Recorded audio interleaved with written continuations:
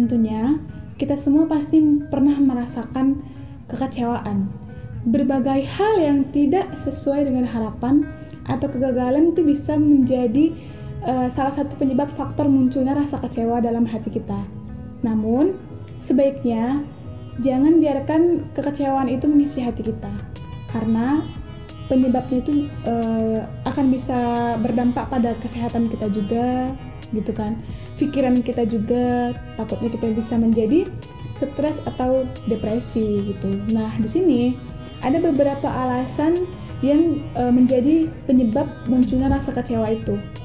Nah, yang pertama itu kita itu terlalu berharap lebih pada seseorang. Nah, itu dari kebanyakan kita gitu kan, dari kebanyakan manusia itu pasti suka menggantungkan harapan itu pada seseorang. Kenapa sih kita berharap kepada mereka? Bukannya mereka itu juga manusia? Kan gitu ya.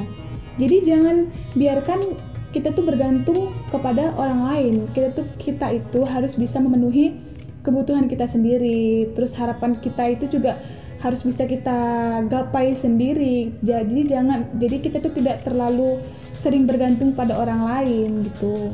Dan akhirnya ketika muncul rasa kecewa itu pasti sakit hati juga sendiri. Bukan hati juga, iya, bahkan diri kita sendiri, dari mata, hati. Kenapa? Mungkin mata kita jadi menangis kan, mengeluarkan air mata, terus hati kita juga menjadi gak tenang gitu kan. Nah, yang kedua itu segala sesuatu itu terjadi untuk sebuah alasan. Itu maksudnya gini, karena kan kita tuh akhirnya tuh gak ikhlas gitu. Jadi kita tuh melakukan sesuatu itu karena sebuah alasan. Mungkin nih dalam soal pasangan ya gitu kan, mungkin kita itu berbuat baik, atau kita itu misalnya sifat kita itu adalah egois gitu kan. Memang kalau bisa kan kita nggak boleh egois ya, tapi mungkin salah satu sifat kita itu ada egois gitu. Jadi kita merubah egois itu agar seseorang itu atau orang yang kita dambakan itu bisa mungkin jatuh cinta sama kita gitu kan contohnya. Dan ketika itu nggak sesuai dengan apa yang kita harapkan, so pasti kecewa. Nah, itu tadi. Jadi kita itu melakukannya itu untuk sebuah alasan. Nah, kalau seandainya kita ikhlas ngelakuinnya, ya insya Allah ketika mereka atau seseorang itu juga nggak bisa jatuh cinta sama kita gitu kan. Jadi kita tuh nggak akan ngerasa kecewa.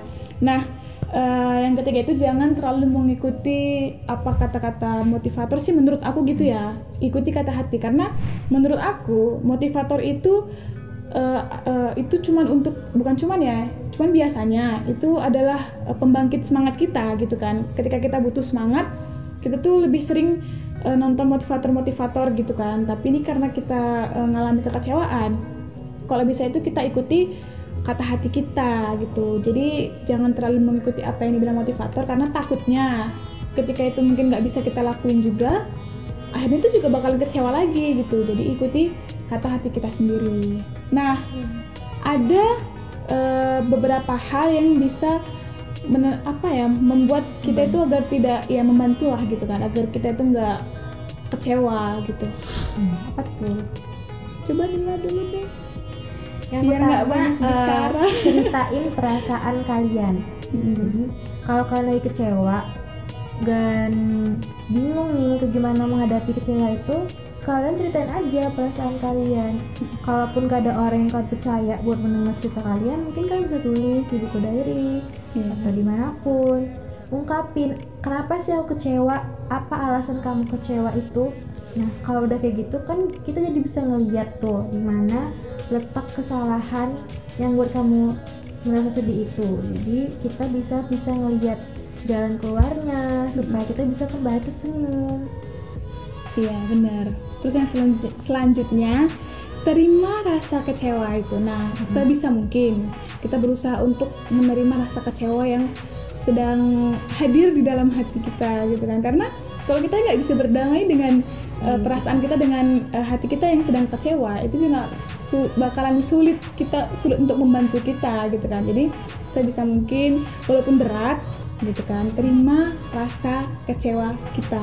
Jangan lari terus ya. Iya, dan kan takutnya juga itu dampaknya bakalan kemana-mana gitu, nggak cuma satu gitu kan. Karena kan kalau kita bisa nerima rasa kecewa itu, berarti kita juga bisa nyembuhinnya. Iya Kan nggak ada Bisa tuh ikhlas, orang sakit kalau ngaku sakit ya nggak diobati kan. iya bener. Gitu. Jangan, kalau bisa sih jangan bohong ya gitu, jangan simpan terus rasa kecewa itu, karena kan kalau dipendam terus itu bakalan kedepannya juga bakalan kita ingat karena masih kita pendam terus gitu. Keluarin aja, say. Nah selanjutnya Selanjutnya adalah lakukan hal-hal yang menyenangkan. Jadi kalau lagi kecewa, udah selesai nih ngeluarin semua unek-unek, udah ceritain perasaannya, lakukan hal-hal yang bisa buat kamu senang. Hal-hal yang sederhana tapi bisa sedikit ngelupain kecewanya kamu itu, yang bisa menjadi obat untuk diri kamu.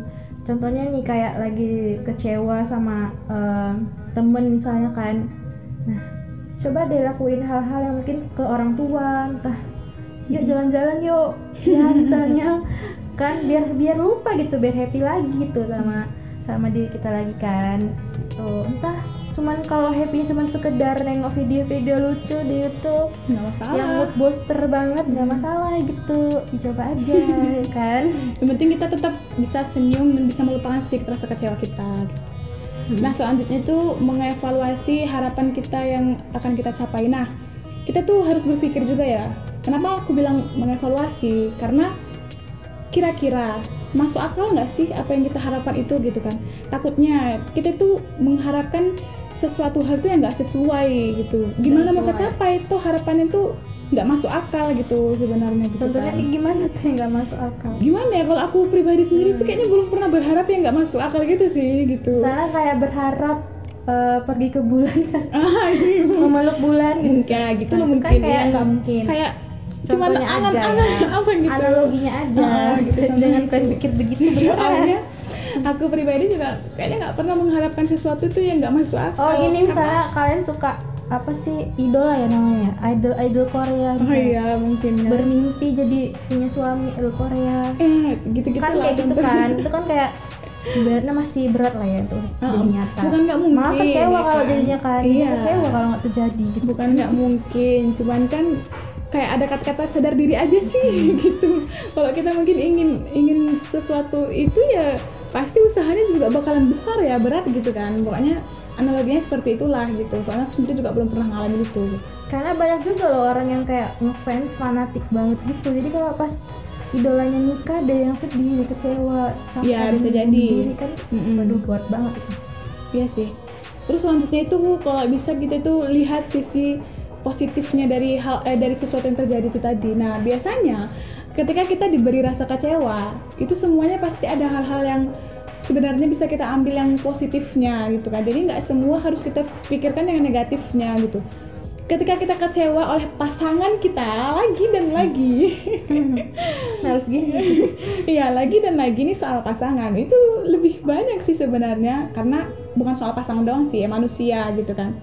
Nah ketika kita mungkin dijauhkan dari seseorang yang kita inginkan tadi atau kita harapkan kehadirannya tadi dalam hidup kita, dalam hati kita gitu kan, kita itu dijauhkan, itu harus kita ambil sisi positifnya. Mungkin mereka itu hanya menampakkan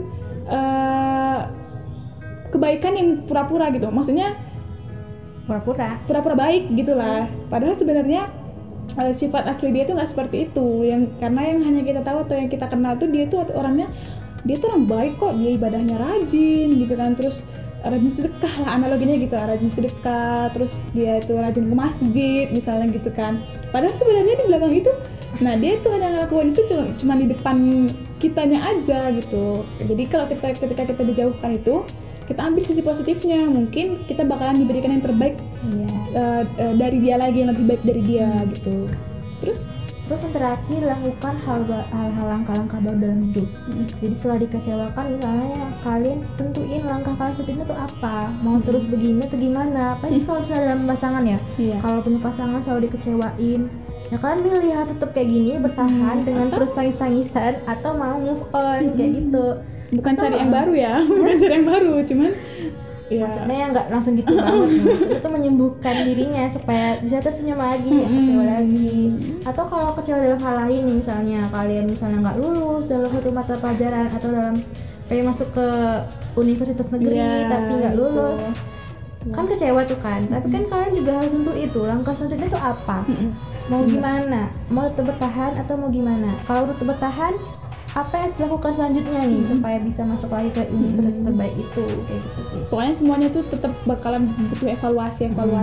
Karena kan biasanya kalau kita kecewa itu kan karena hal yang kita lakukan atau yang kita inginkan Yang itu kita mau nggak sesuai. iya gitu kan. Jadi Kenyataan. ketika kita mendapatkan hal yang buat kita kecewa, ya udah kita evaluasi. Kalau kemana aku kecewa, kalau bisa ke depannya kita perbaiki dari hal yang kemarin tuh yang sebenarnya nggak sesuai gitulah gitu. Semoga kita semua diberikan rasa kecewa yang dapat dan cepat untuk disembuhkan gitu. Jangan larut-larut lagi dalam kesedihan, dalam kekecewaan. Jangan sampai menyakiti diri sendiri.